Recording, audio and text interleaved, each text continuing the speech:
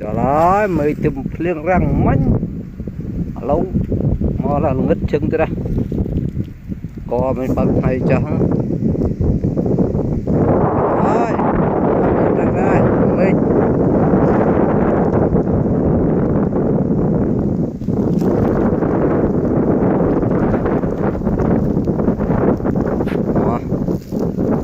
bông bông ra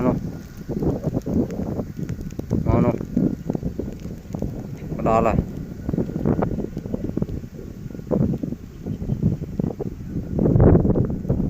vui bên này peranti dia đó là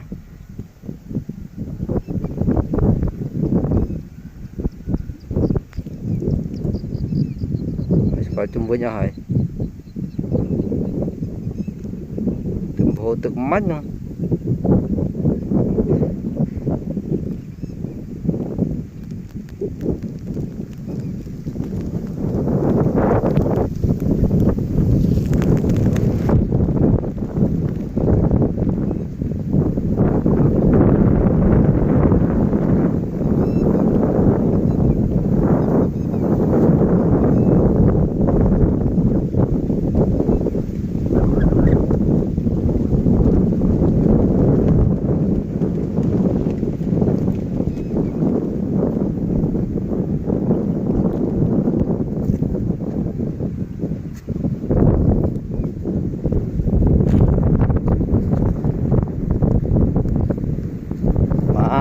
chọt to lá bát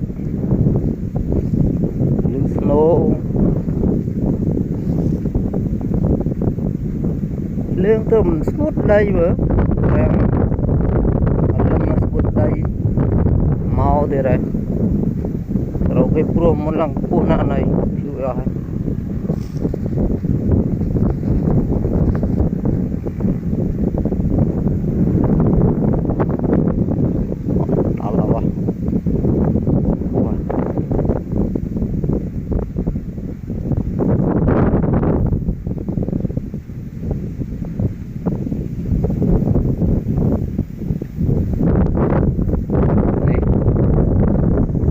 เตรียมโปมนะ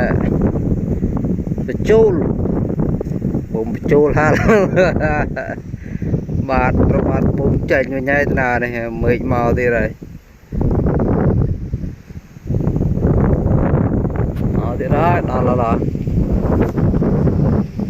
เจ็ดอะไร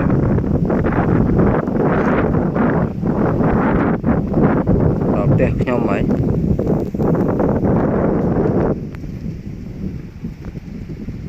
tình trả tục cho nó hử